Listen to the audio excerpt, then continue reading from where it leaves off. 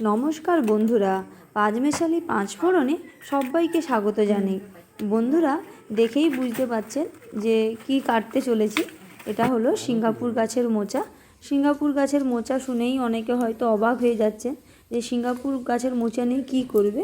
তো দেখুন কি করতে চলেছি। তার জন্য মোচাটাকে আমি আগে কেটে নেব।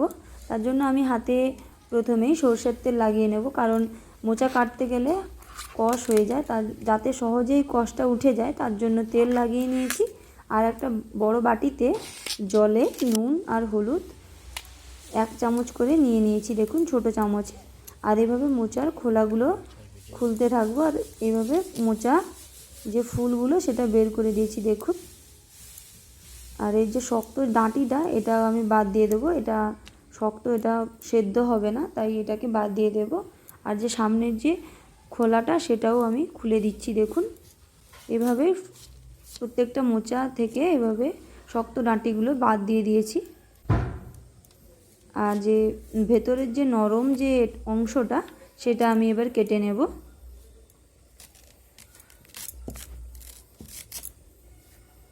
আপনারা অনেকেই সিঙ্গাপুর গাছের মোচা বা কাঁচকলার গাছের মোচা খান না, তেতো লাগে।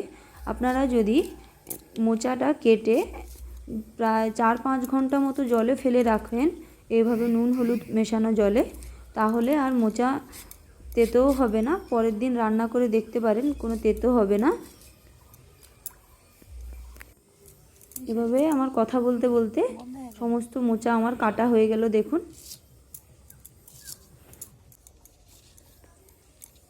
আপনারা হয়তো বাজারে গিয়ে মোচা ভাবেন যে কোন মোচাটা মিষ্টি কোনটা তেতো। এই পদ্ধতিতে যদি আপনারা বাড়িতে রান্না করেন তো সেটা ভাবতে হবে না। আপনারা যে কোনো মোচাই আপনারা বাড়িতে রান্না করে খেতে পারবেন।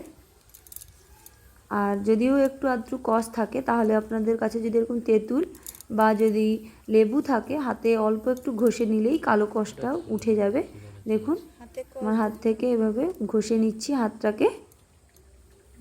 আর মোচাটা আমি 4-5 ঘন্টার বেশি 4-5 ঘন্টা ভিজিয়ে রেখেছিলাম, জলে ভিজিয়ে। তারপর মোচাটা থেকে এভাবে জল পরিষ্কার করে নিচ্ছি, দেখুন। আর অন্যদিকে কড়াইতে আমি হালকা জলটা গরম হয়ে গেলে তাতে মোচাটা দিয়ে আমি ঢাকা লাগিয়ে দেব।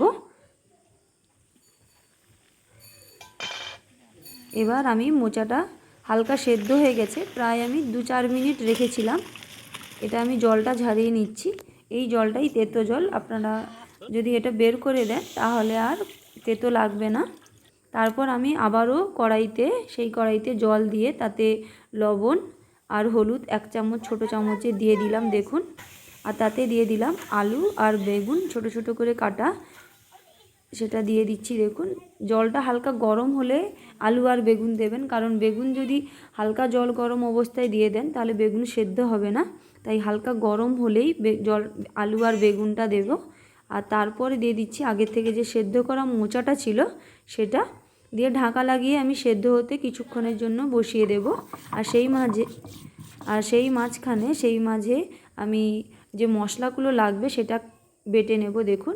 প্রথমেই আমি জিরে 1 চামচ বেটে নিলাম, আর তারপর দিয়ে দিলাম 1 চামচ ধনে আর একটু আদা, প্রায় 1.5 ইঞ্চি মতো আদা।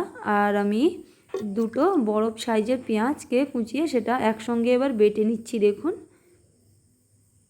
আপনারা যদি বাটা মশলা যদি না খান তো আপনারা গুঁড়ো মশলাতেও করতে পারেন, কোনো সমস্যা নেই। আর আমার মশলা বাটা হয়ে গেছে, আর এদিকে আমার সেদ্ধও হয়ে গেছে, দেখুন।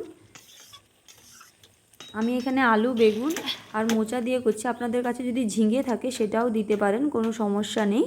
ঝিঙেটা দিলে একটু মিষ্টি স্বাদ আসে। আমি এখানে আলু বেগুন ছিল তো সেটাই দিচ্ছি।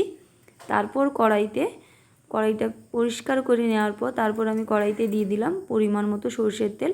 এখানে আমি প্রায় 3 থেকে 4 চামচ মতো সরষের তেল নিয়েছি। তারপর 2টো শুকনো লঙ্কাকে কেটে হালকা একটু ভাজা হয়ে গেলে তারপরে দিয়ে দেব এখানে 5 ফোড়ন। এখানে ছোটো চামচের 1 চামচ 5 ফোড়ন নিয়েছি। 5 ফোড়নটা হালকা ভাজা হয়ে গেলে আমি দিয়ে দিচ্ছি তেজপাতা। আর তেজপাতাটা দেওয়ার পর আমি চিংড়ি মাছটা দিয়ে দিচ্ছি। চিংড়ি মাছটা আমি ছোট ছোট করে এভাবে কেটে নিয়েছি।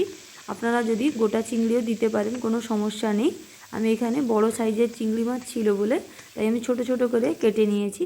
চিংড়ি মাছটা দিয়ে হালকা ভাজা হয়ে গেল, তারপর আমি দিয়ে দিলাম পেঁয়াজ, আদা আর ধনে একসঙ্গে যে বেটে রেখেছিলাম সেই তিনটে একসঙ্গে দিয়ে দিলাম। দেখুন, এবার মশলাটাকে দিয়ে 1 মিনিট মতো কষাবো। তারপরে দিয়ে দেব টমেটো আর পরিমাণ মতো হলুদ আর লঙ্কার গুঁড়ো দিচ্ছি। আমি আগে হলুদ দিয়ে রেখেছিলাম, তাই হলুদটা বুঝে আপনারা দেবেন। তো আমি হলুদ এখানে দিলাম। তারপর আমি আবারও 3 থেকে 4 মিনিট মতো মশলাটাকে কষাবো। আর তার মাঝখানে দিয়ে দিলাম লবণ। এই হলুদ আর লবণটা আমি আগে থেকে দিয়ে রেখেছিলাম, তাই এখন একটু দেখে দিতে হবে। আপনারা যতটা পরিমাণ মোচা নেবেন সেই অনুযায়ী লবণ আর হলুদটা দেবেন। তারপর যে আগে থেকে সেদ্ধ করে রেখেছিলাম মোচা, আলু আর বেগুন একসঙ্গে, সেটা দিয়ে দেব। এটা দিয়ে আমি আবারও 2-3 মিনিট মতো কষাবো। এই রান্নাটা আপনারা গরম ভাতের সঙ্গে খেতে পারেন, খুবই ভালো লাগবে। আর তারপরে দিয়ে দিলাম 1 মুঠো মতো মুসুর ডাল। মুসুর ডালটাকে ধুয়ে এভাবে দিয়ে দিলাম তরকারিতে, দেখুন। দিয়ে আমি একটু আরও একবার কষিয়ে নিয়ে তারপর আমি দিয়ে দেব পরিমাণ মতো জল। এখানে প্রায় আমি এই ছোটো বাটির 1 বাটি জল দিয়েছি। এটা দিয়ে ঢাকা লাগিয়ে দেবো। এই মুসুর ডালটা একদম পুরো সেদ্ধ হবে না, একটু গোটা গোটা থাকবে, দিলেই এটা খেতে ভালো লাগবে। আর তারপর দিয়ে দিলাম অল্প একটু চিনি। এই রান্নাতে চিনি না দিলে ভালো লাগে না, মিষ্টি লাগবে, হালকা মিষ্টি আর ঝাল, খুব বেশি ঝাল হয় না রান্নাটা। তো ঝালটা আপনারা দেখে দেবেন।